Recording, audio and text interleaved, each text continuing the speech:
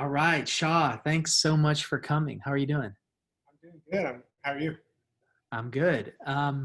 So I know you're always in the middle of a number of projects. What's one thing you're really interested in and working on right now? Yeah, that's a really good question.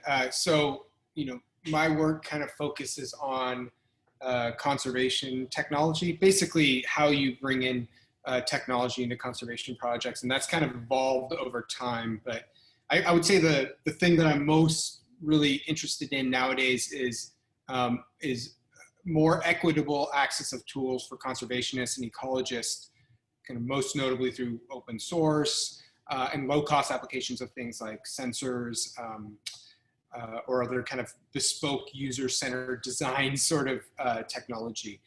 So really, it's around building better tools.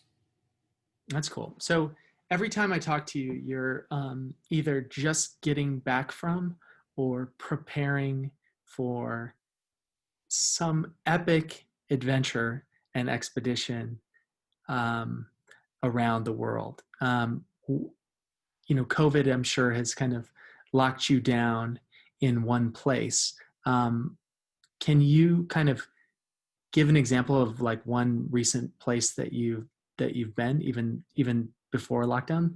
Sure, yeah. I would say the last expedition that I went on was in December, and it was to the Jaw Reserve in southern Cameroon in the Congo Basin in Africa, and that is a project that we have with that's based around Field Kit, our Field Kit project, but it's in collaboration with UCLA and the NSF, National Science Foundation, around the field work that they've been doing in that region for a while. And so the Jaw Reserve is like this. I think it's maybe the oldest reserve in Cameroon, but it's this rainforest that takes quite a while to get from Yaoundé, the capital. You have to get in a car and you have to drive all day, and then you have to hike for 30 miles into the rainforest, and you get to this field station that has been there for since the late 90s. And our whole work there was, how do we build technology that enables research to happen at that field station? So we deployed an open source LoRa radio network in that area, so that any of the researchers, anybody who's doing any work in that area, can actually kind of bring that data back and view it live, and then put a bunch of field kit stations out there, which has been great. I actually just got a WhatsApp message this morning that one of the weather stations that we put on top of the Inselbergs in that rainforest was attacked by poachers. So they sent a bunch of pictures of this thing that's just hacked to death by machetes and stuff like that. So. Wow, sounds epic. I think we've known each other for, I think, maybe 10 years, and it's been really exciting and fun to watch your career blossom. I think blossom is the right word, because I think you were brave to kind of step out, as you were working as an engineer at Boeing, launching satellites at kind of a promising and successful engineering career. And you really started diving into a lot of just conservation issues that were in your backyard, and started figuring out how you could apply your engineering skills to that. And you kind of adopted this term of conservation technologist. I don't know, did you invent that? I think I was definitely one of the first people to use it, if not the first. But yeah, it was. And the idea behind that was that probably around that time, when I was moving out of a traditional engineering job in aerospace, I started, when I was moving out of a traditional job in aerospace, I started thinking a lot about technology and how it's used in environmental applications. And the ways that it was designed in the past, tech as a tool has been a part of understanding the world and going on expeditions for a very long time. I mean, ships and navigation equipment was used by Darwin and people like that to like really understand the natural world. But when I say the term conservation technology, I'm actually like thinking of it in a very different way. I'm thinking about how we can start with a blank sheet of paper and we can design tools and solutions that can help the people with the boots on the ground, like conservationists as that core user. A lot of technology that had been used for conservation, you know, traditionally and kind of up to even recent years has been what I like to call like opportunistic conservation technology. So when you hear things about drones being used or camera traps, all that stuff was technology that was developed for another purpose and it found a use in ecology and conservation. And I found a lot of value in maybe thinking about that differently. Like if we're building these tools, how do we build tools that are accessible and low cost and available to people doing the real conservation work? And that's not always just like the wealthy scientists that come from the US and the UK and these big universities, but it's also like, you know, the people who live in the Amazon who are fighting to protect an area, or, you know, the rangers that are in a national park in the middle of sub-Saharan Africa. How do you create tools that are both, you know, accessible, sustainable, something that they can understand and build upon? And so that's the context of what my thoughts around conservation technology and how we can start creating these solutions around that sort of thing. You know, I published an essay and did a lot of research around kind of the history of conservation, and what I've found is that, you know, conservation is really a philosophy, and it's one that has evolved in response to kind of civilization and growing human impacts, and has evolved over time based on the needs of kind of the civilization it's mirroring. And I think for the past 30 years, that conversation has really been dominated by scientists, by conservation biology. And that's been an important development to add some rigor to the kind of question asking and the parameters and kind of defining some of the problems that we're facing in protecting the natural world. But I also find it kind of limiting. And I think what's interesting about conservation technology is it brings a new perspective. I called it the engineering mindset to some of these issues. It's not just studying a problem. It's also prototyping a solution. Would you agree with that, or would you? Do you see scientists coming around, or more engineers getting involved? Yeah, I mean, that's actually really interesting to think about. I definitely agree with you, and I think that there's a lot of value in the way that mindset has been brought into the conservation world. And so I'll kind of talk to it in terms of when I first came into this and I started thinking about these problems in this sort of way. It was, my early work was ocean conservation related, and it was in working with Stanford and the Center for Ocean Solutions around thinking about this issue of illegal fishing and overfishing, and how can technology be used to help solve this problem. And I found in a lot of those early discussions I was having, over 10 years ago or whatever, when I was in those rooms, I was the only engineer, and I was surrounded by environmental lawyers and biologists and fishery experts and people like that. And when we would talk about technology, just the baseline understanding of what was possible and what was not possible just wasn't there. This, rightly so. I mean, these people don't study technology. And so when it came to talking about if we can do certain things, and I would say, oh, that's entirely possible, that, there's applications that do this here and there. It was an interesting time, because you found that a lot of the people there were split along either being very excited about technology solutions or being very skeptical about technology solutions. I think the whole movement around rethinking conservation technology has happened in a very interesting time. It's rode the smartphone wave, right? I mean, when people started thinking about it is when smartphones were brand new, and now they're super prevalent. And so, just everyone across the globe has understood the profound impact that specific types of technologies can have on your daily life and the things that you do. And so I would say now it's the case where conservation technology is widely accepted, I found. And that the only people you really have pushing back on it are folks that are very used to the way science used to work in the world, or they have very strong kind of relationships with like the old players in the environmental sensor space and places like that. So it's a situation where a lot of young people, a lot of NGOs, a lot of the foundations funding this sort of work get that there's opportunity there, and they're excited about the opportunity there, and they support the opportunity there.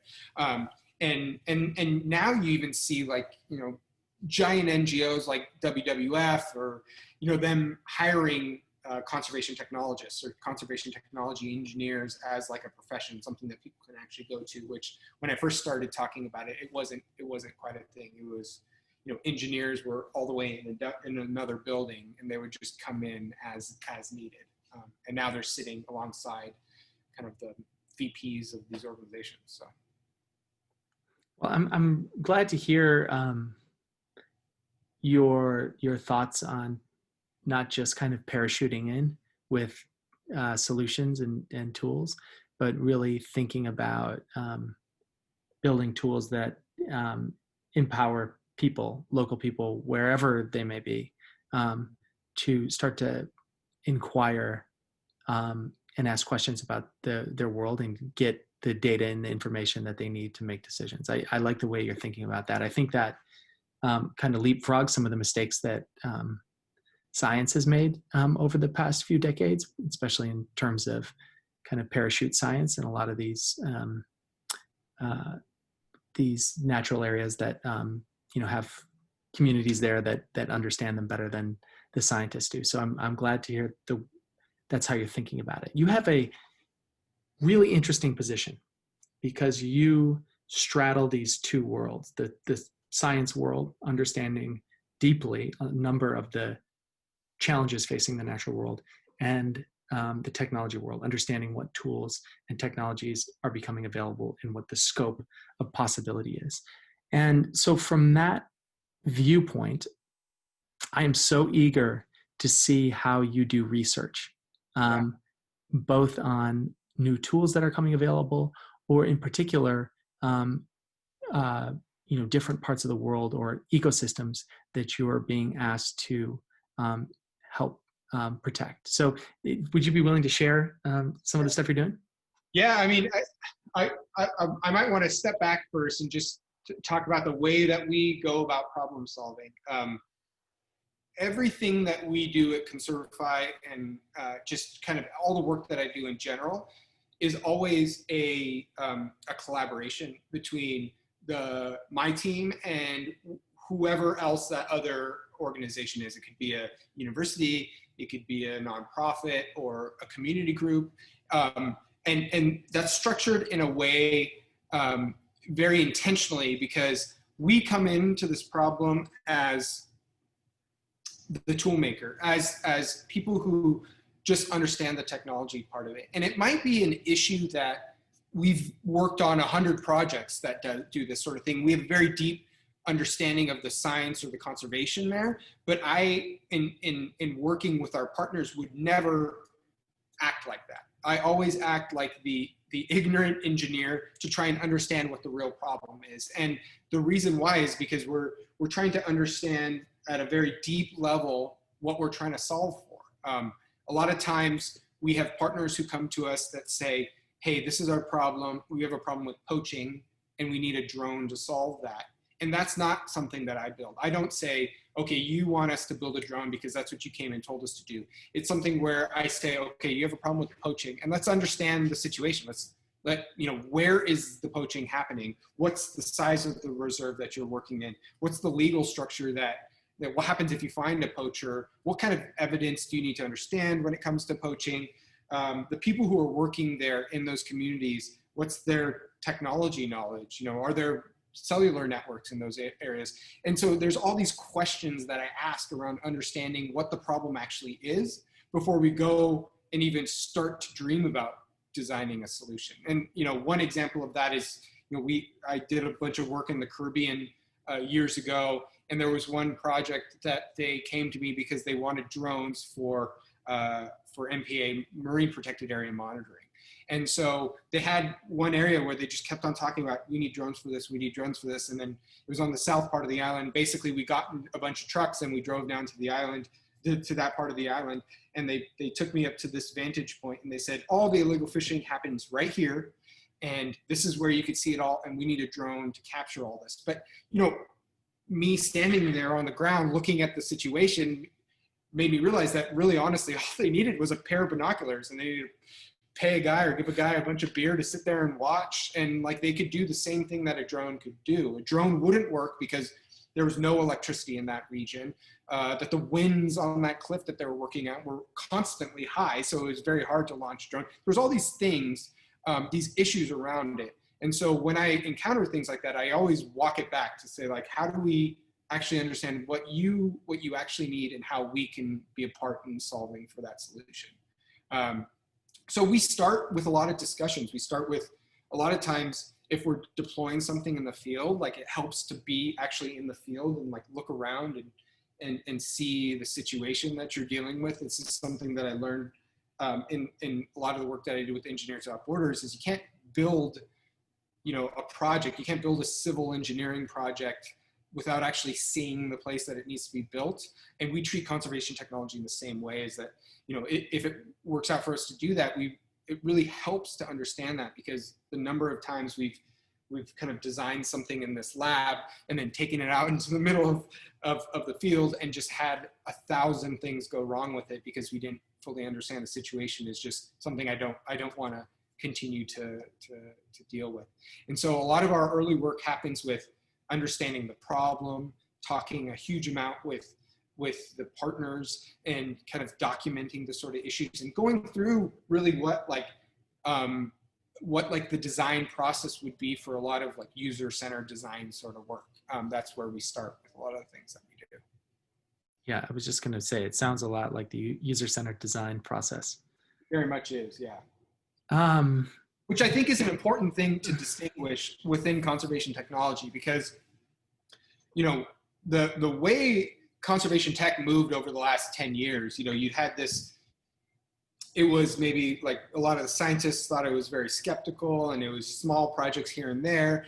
And then you had this wave of tech innovation that happened that people were very excited about.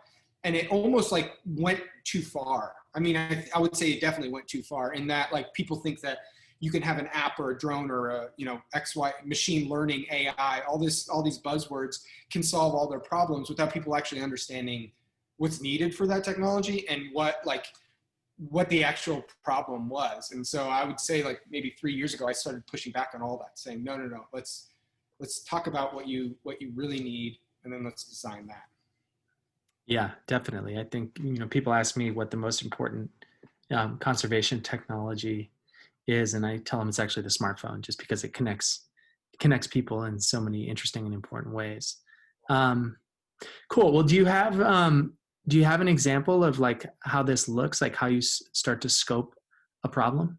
Yeah, definitely. So I can show you some. We're actually starting a new project that's going to happen next year with some activists in the Middle East and some researchers at the Smithsonian. So I can kind of talk through a little bit about the way we go about that whole process.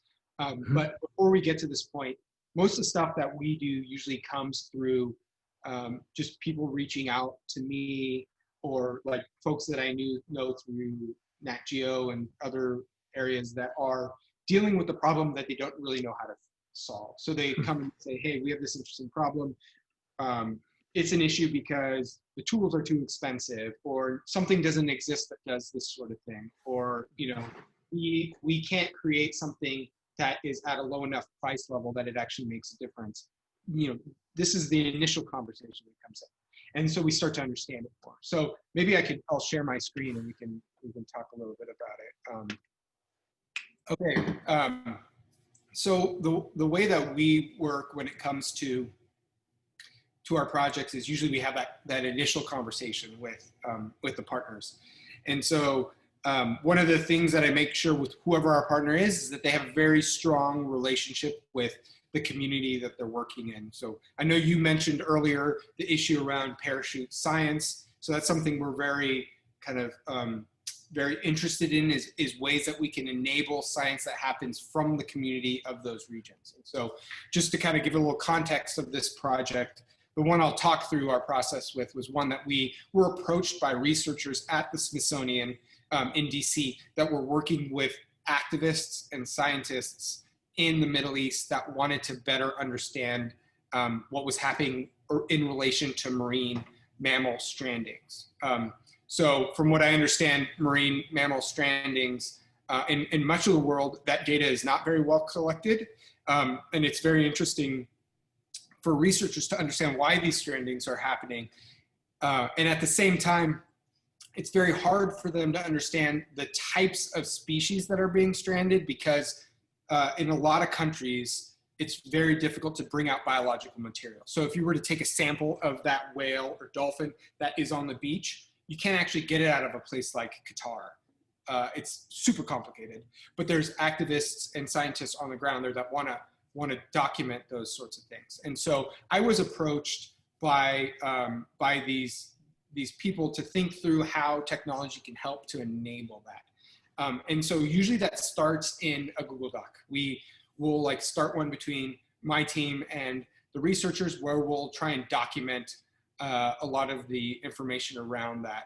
This Google Doc tends to be the kind of thing that works really well for funding calls and proposals. It's like a lot of the same sorts of questions, but in the end, it's like, you know, it's project timeline, summary, a narrative around the project, what research questions you have, methodology. So it's things a lot of the big funders actually really want to know when it comes to it, and final products that come out of that. And that helps me wrap my head around the work that the team needs to do and understand that more deeply. So as I worked with these researchers in understanding this, we started to like really get an idea that there was a lack of tools that enable the research around these marine mammal stranding. So from the information that they've told me in the past, a lot of like data around marine mammal strandings came from people who were really interested in what was going on, but they were like armchair citizen scientists or one random scientist in some area that's really interested in this thing. And it took a while for that community to build a methodology around how that data collection would be done, but no tools have really been built on that. So the context behind what we're working on here is like, how do we think through how we can build better tools around that? And, you know, as we got deeper into the issue and talked about it, I was thinking, you know, one way that might be really helpful is if we can do photogrammetry around these marine mammals to really get a very high definition understanding of what like that three-dimensional model of that mammal look like. And then you can have researchers look at that and say, oh, you know, that's a common dolphin. And like this many common dolphins are happening in this area. And so we have some deeper understanding about what's happening in that space. So that was the kind of the framework that we're thinking about. We're thinking maybe that's something that we can make accessible to a lot of people to be able to do that tool, do that sort of data collection. And so from that point on, I started doing research, thinking about, okay, if somebody wants to gather this sort of information, what's the best way to do that? One, you know, as you said, is the smartphone. That's something that everybody has. So if there's a way that we could build a mechanism for smartphone data collection in this space, what would that end up looking like? And so I personally, from that point on, start doing research. My research starts in looking at papers that were published in that sort of things. I look at different sources. I look at things like Hackaday and try and understand, you know, what solutions people have built around this sort of thing. Things like Wild Labs or Conservation X Labs, their digital makerspace, look through different solutions that have been built in that sort of area. And then also just start looking in the broader sphere.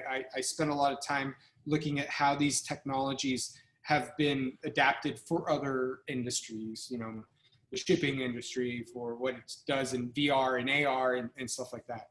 And so this project is still in its kind of early stages, But as we start to think through it, I started doing a little bit more research in things like photogrammetry, understanding like the limitations. So, I just pulled up some links that I was looking at it. Limitations around collecting photogrammetry. There's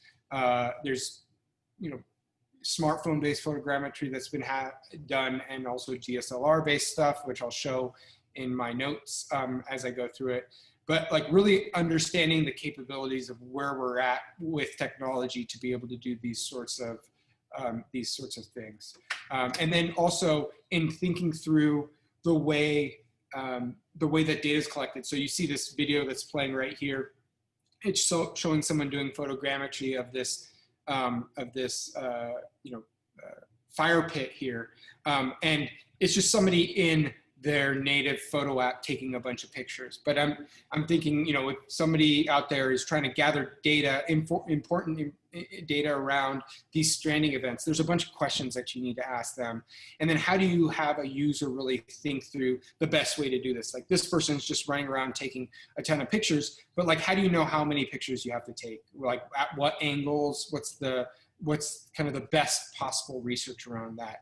So at that point, I start really understanding photogrammetry. I talk to a bunch of researchers that are focused on that and understand what kind of protocols they have around doing that sort of work.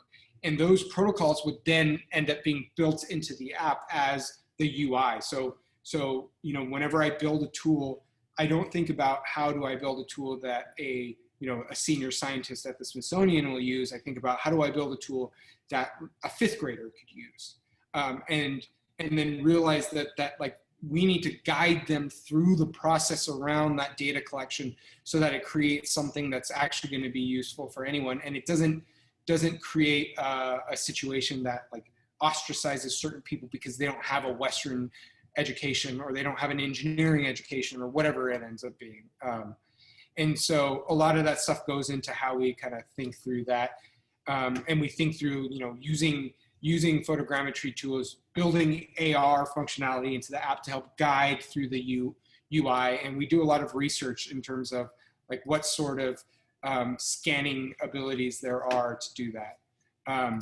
One of the things that we also think about is this whole idea of like the data pipeline. So, with a lot of conservation technology, the main focus is to gather data you didn't have before. That could be camera traps, acoustic information, drone data, sensor data, whatever you have. You have this desire to understand the world in a deeper and better way, but we don't have the tools that can allow us to do so. So you build the tools and you put it out there and you understand the world in a deeper way. But one of the things that a lot of people miss is what happens next. So you have something that's saving all this data to the SD card. Just as important as building the hardware that's out there doing that is building the pipeline, the data pipeline to really take that information and do that. So, we think through like when it comes to through photogrammetry for this project, what would we need to do? Well, there's apps out there like Reality Capture that allow you to kind of understand this stuff in a deeper way. There's some applications that have built it into smartphones, but that might not be the best from a scientific standpoint because it doesn't allow you to get the right sort of resolution. And so this all becomes part of the trade space as we're evaluating these things and building these things out further. The second thing is we try and understand more deeply what the kind of the expertise of our partners are. So, Smithsonian themselves have a big photogrammetry 3D model division that does a lot of really interesting work with their collections. And so maybe there's ways that we can gather this data and then use that pipeline to better kind of create something that's open and accessible and available to all the people who are doing this sort of research. And then I do a little bit of research into what like the logistics are behind how we do this, what are the development tools that are needed and all that sort of stuff. So to kind of organize my thoughts around that whole thing, I take a lot of notes. I take physical notes quite often and email myself notes about stuff, but a lot of times I try and think about, I like to use this app notably that allows you to kind of capture all that stuff. And I use it on my iPad that allows me to kind of write on it and draw pictures and do things. So here's like the first kind of initial notes for this this idea. Is like, okay, so, first couple paragraphs are generally what we're trying to do, capture any links that are needed. And then after you do that research, you have a bunch of questions. Like, is this something that's actually real? Is it something that's actually going to work in the real world? And that in an engineering environment means that you have to do prototypes, you have to do tests. And so we go through what that like initial prototyping and test would be. And so right here, I have this protocol that I'm actually going to run through in the next couple of weeks, where we're trying to understand the limitations of using this as a tool for photogrammetry in that kind of real world environment, an environment where you have to work with like the reflectivity of the ocean and wet sand and what that looks like on these sorts of things. And so, what that means for us is, I actually went out and I bought blow up dolphin and shark pool toys that we're taking out to the beach. And then we're going to run these tests where we use a high resolution camera to gather photogrammetry. We use video, we use photos, we use different phone models to understand kind of what that space looks in terms of resolution, and the ability for people who really care about marine mammal strandings to pull out the level of resolution that they need to understand that data. So, what that looks like is, we go out in the field, we do a bunch of testing. We do that testing, whether it's developing an app or building things like hardware. It's always like prototyping, testing, making sure that it works in the real world. And then once we get kind of some initial understanding of what might work or what might not work, then we build things and we try and understand what that interface is. And so, do a bunch of research around doing photogrammetry from a smartphone, and what sort of information you can gather from that, and what AR looks in those sorts of environments, and then start asking more questions about it. So all these notes that you're taking, are these all just internal for your own thinking, Yeah. just to guide your own thinking? Do you share these with your team? I share them with anyone. Everything we do at Conservify is open source. So I'm really open with everything. So I'm open with my notes. So, I don't mind showing these to anybody, knowing that like a bunch of this stuff is going to be wrong. And it might not be the right approach, but like, this is the engineering process. It's wrapping my head around what the problem is and slowly working towards what that solution is finally going to look like. So I share these with anybody who wants to see them. So this kind of, so a few things, like, how did you get to the, this as the right solution? Kind of thinking back to what you were just talking about around the design, user-centered design process. Right. So this came at the right solution after discussions with people who spent a lot of time in the field and the users, right? Like, so initially the way that it starts is we do a bunch of interviews and kind of some deep understanding of what the real problem is. And so this as a solution, or at least I would say this as a potential solution, because I wouldn't say this is necessarily the final solution, but this is a potential solution, came as a result of getting enough feedback from users, people who think that they could use that, both people out in the field who are actually going to be using this tool, but also people who are actually going to be using the data. So there's different users that we talk to about this sort of thing. And then we also try and understand how that information, how that data would fit into the larger sphere. That larger sphere for this project is basically science in an area where, interacting with the biological material is not possible. But that larger sphere on other projects could mean, if it's something related to poaching, what is the enforcement aspect? What is the legal framework for this data? What, basically chain of custody for data. There's a lot of things that can grow depending on what your problem is. And the initial interviews and the initial work around scoping the problem come at really understanding what those areas are and what those interfaces are, because every single one of those items is going to actually have a very strong impact into what your solution is.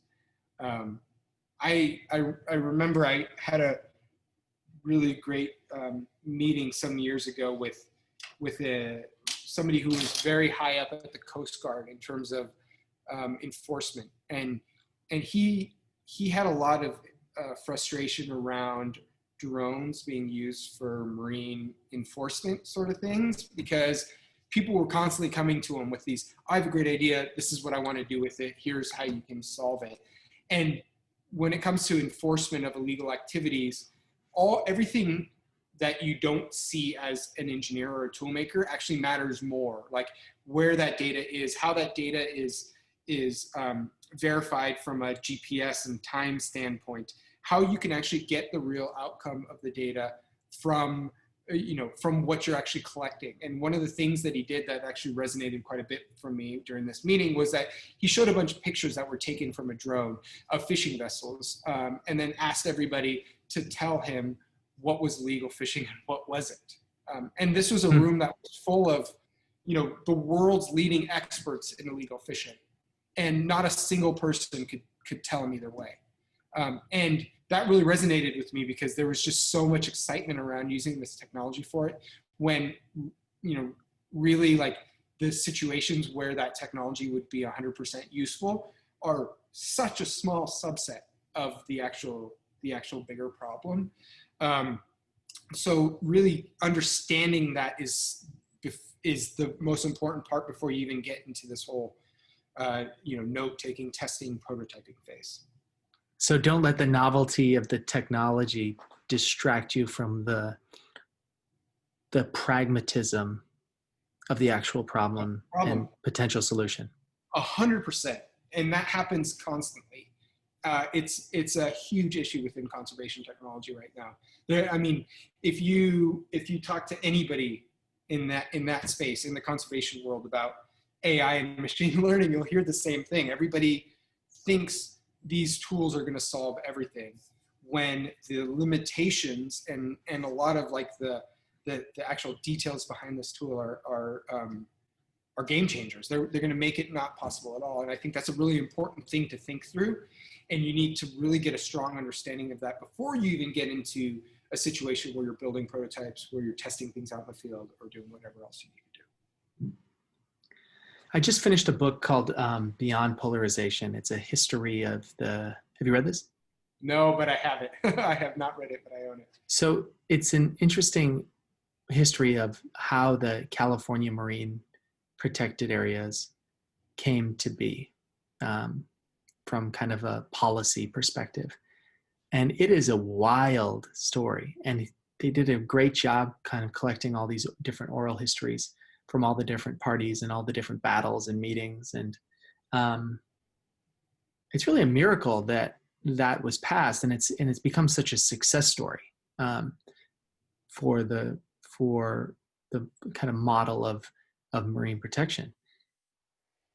Reading that book and thinking through some of the same problems you've been talking about with conservation technology, I actually think there's more of a need, more than tools, or even more than any more science.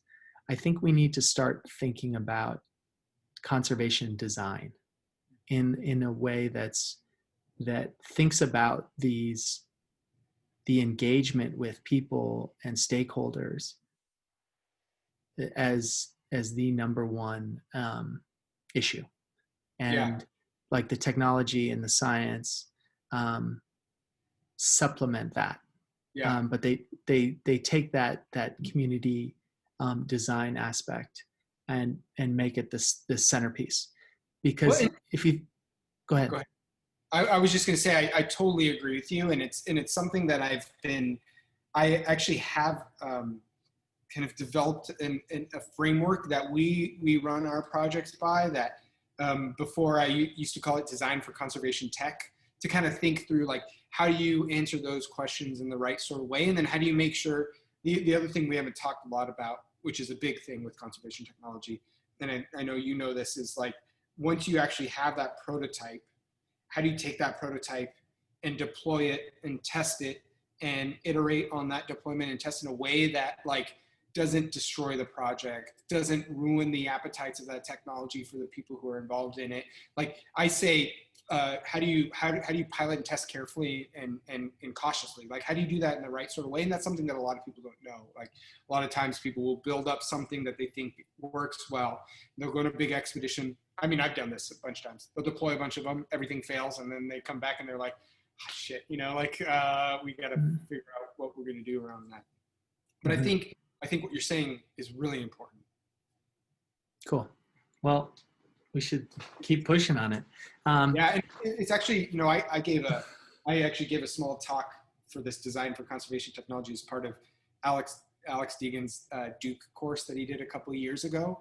And I know a lot of stuff that they've been thinking about as well as around the space. I think there's a kind of a right moment to introduce this idea as a concept to the broader community and see if they take it. And honestly, there's a lot of really fantastic lessons and understanding that we can get from, development, public health, a lot of these other areas that have implemented technology solutions, before conservation tech was a thing, and have made those mistakes and learned those things as a result of that.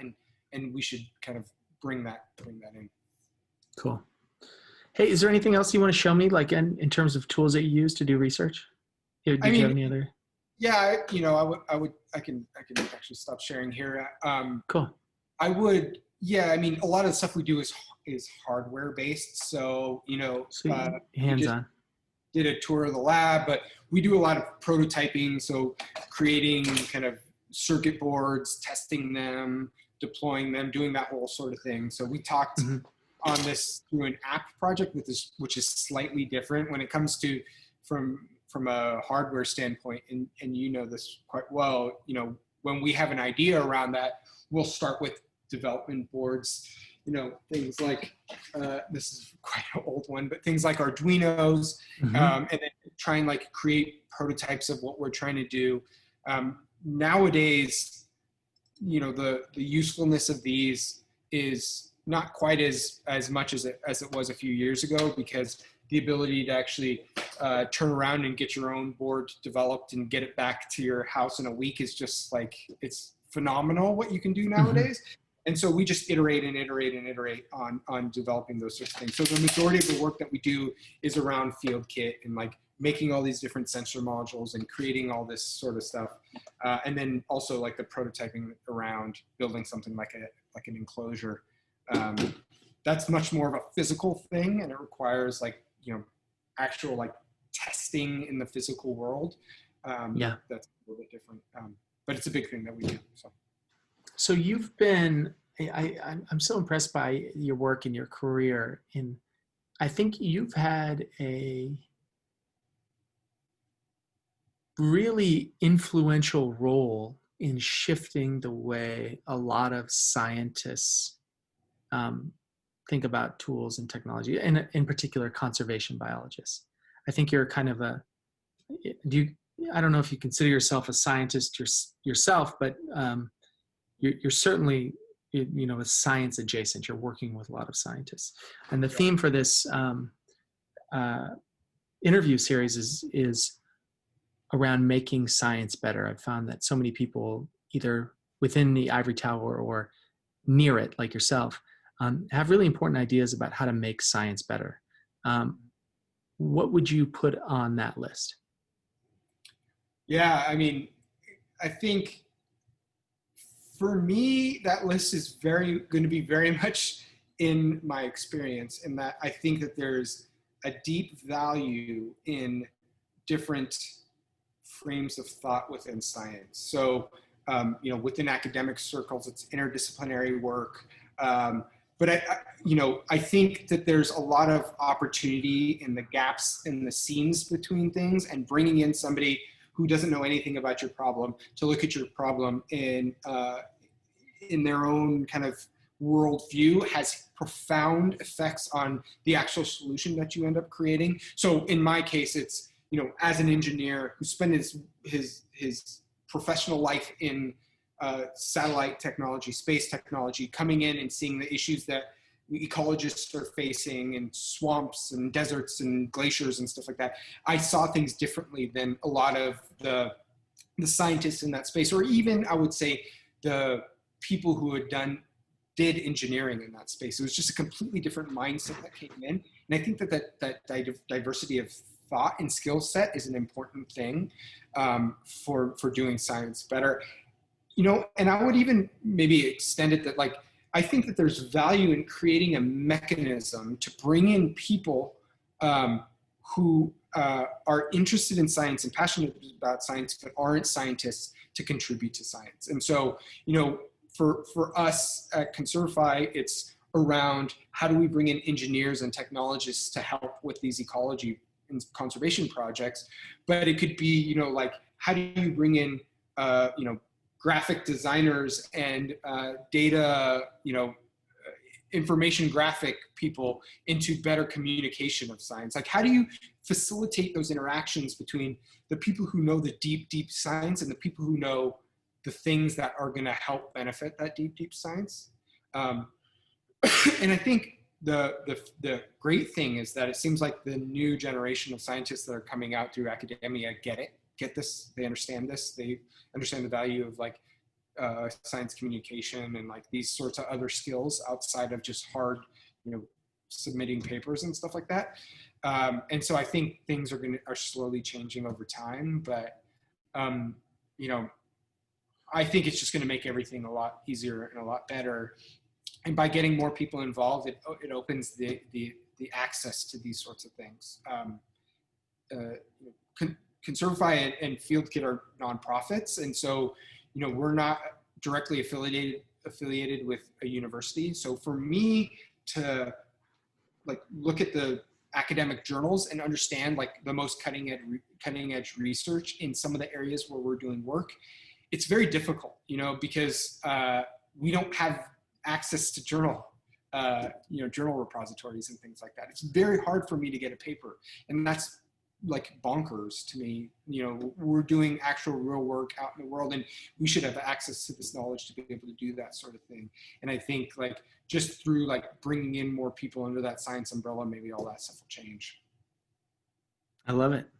Well, I think you've proven the value. I think you kind of sought out conservation biology as an outsider and have proven the value that you could bring. And I think you've opened the door for a lot of people to do the same. And I love your idea about creating a mechanism. So not having that be an accident or kind of a series of random events, but something that's built into the whole process. I love it.